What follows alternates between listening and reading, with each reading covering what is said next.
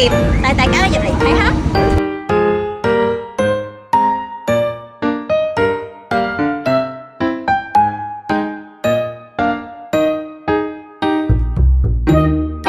到咗啦，到咗呢個西貢舊街嘅鱷魚世家專門店，我就平時喺呢度返工啊。鋪頭大大小小都係由我哋屋企自己操刀㗎。呢度個雪櫃呢，都係我抹同埋我執㗎，睇下執得乾唔乾淨。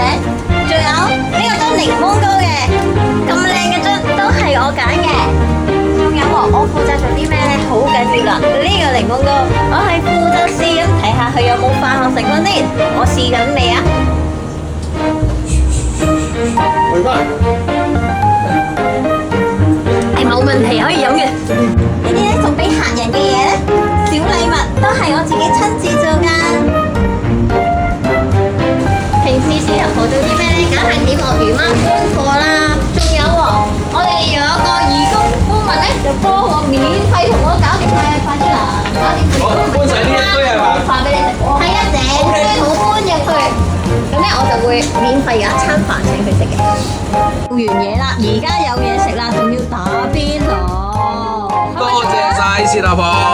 食飯啦，隨便隨便，唔好客氣。